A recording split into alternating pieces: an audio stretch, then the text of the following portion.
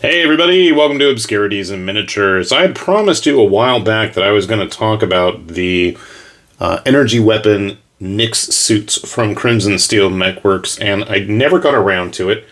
And now that, well, being the crazy people that they are, Crimson Steel Mechworks has put out a new slew of stuff. Well, now's as good a time of any as to go really take a look at this stuff, because this in particular, the energy weapon kit, if you're familiar with the Crimson Steel Mechworks stuff, well, fantastic. I think this is a really, really versatile kit, and if you're not familiar, well, take a look at this and then all the other videos I've done on their stuff, and hit that link at the bottom and go check it all out. So, this is just a basic suit, okay?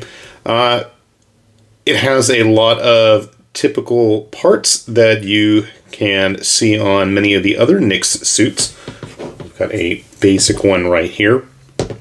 But the big obvious difference on this one at least would be the very elaborate samurai styled skirt and chest armor, and then being that every single kit that they make tends to have an absolute pile of pieces.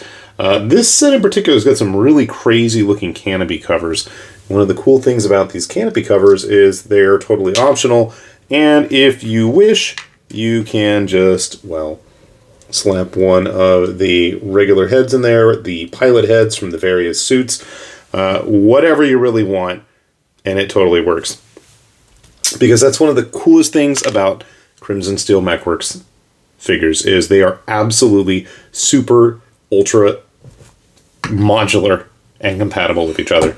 So, besides the fact that we get some really crazy looking samurai leg armor with like thrusters and stuff, the torsos themselves, of which there's a whole bunch, have a lot of different options. This one you can see there are no hard points on.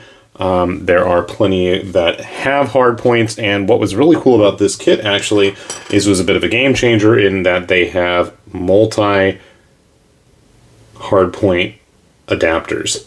And what's really kind of fun is if you want to get crazy with it, you could, start mixing and matching and just have them go on infinitely and make ridiculously large sets. And so that's what I had shown you guys in the past. This guy in particular is very over the top and ridiculous, and that is absolutely why I made it that way.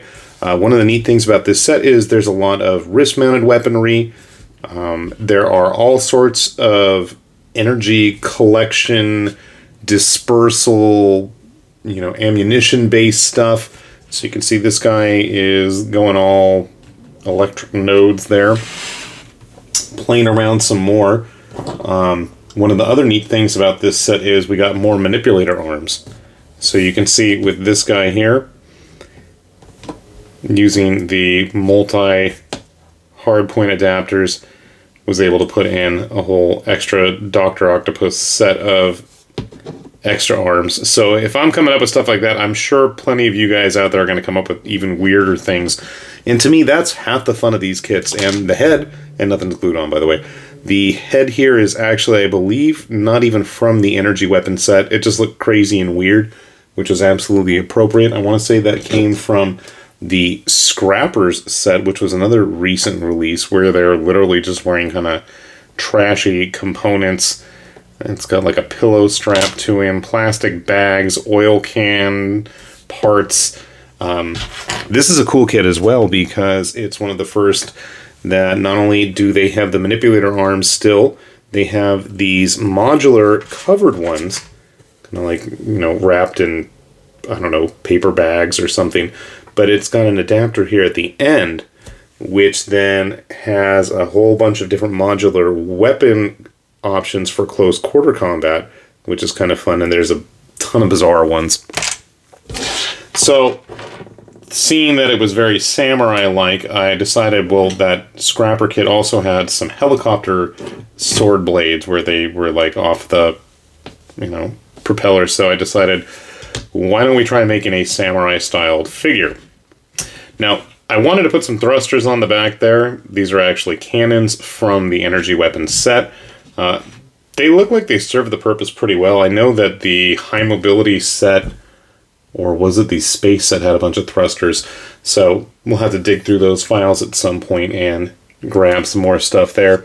But I thought these aren't large enough and ridiculous enough, so, you know, these guys are on 50mm bases, by the way. They are quite large with their just ridiculous weapon setups. And I mean, I thought I had a big one with my previous heavy weapons guy, but I think this guy's going to take the cake. So again, same suit, totally compatible. So like all of the equipment on those hard points, or like this one, this is from the high mobility set, I believe, where it has hard points attached on the top. You could hypothetically then take those multi-part adapters and then expand them out to the sides. That might be kind of fun. All these pieces are totally interchangeable, so there's a lot of fun to be had there. And I mean, that's always a given with Crimson Steel Mechworks stuff. But one of the things that just released today and completely distracted me, and the reason I'm posting this now rather than later, is because we saw a new pilot suit. We saw the new Hermes light pilot suits from them as well. And I thought this is a pretty cool little kit because not only do you have just a very simple, basic flight suit, but being that it's made by these guys, there's a bunch of different options. And I thought was kind of cool was they have a very spacesuit look to them as well. And this head specifically really just screamed out, you know, astronaut to me. Especially this backpack with the turbine fan on the back as well.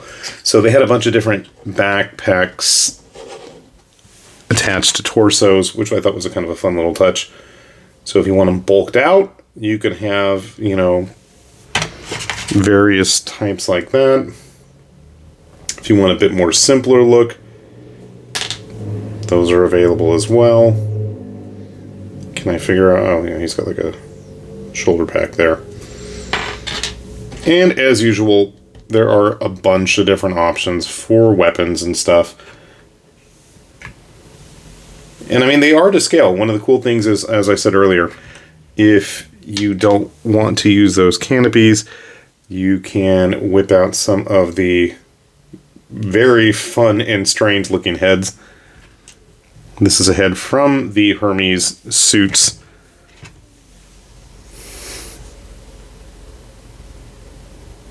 Like some of these, I don't know which is the front or the back. But that's half the fun. You can make it whichever way you want.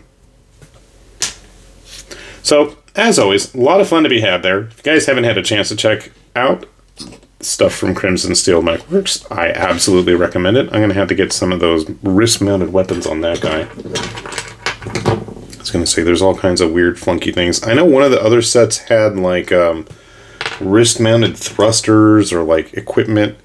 So, just fun, weird stuff. You guys want to go to town on it, you absolutely should. There's a lot of fun to be had there. I know I was looking at, what was it, Snarling Badger's new game. Not was it Hell on Earth?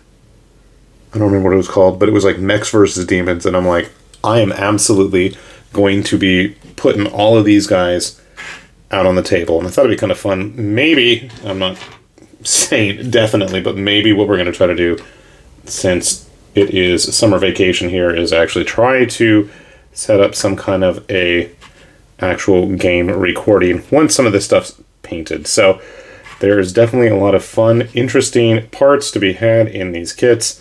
A lot of versatility and a lot of variety, and that's the best kind of thing we can ask for the tabletop. So, with that said, then, this has been High Lord Tamberlane with Obscurities and Miniatures, saying thanks for watching, and we'll see you back here soon. Bye-bye.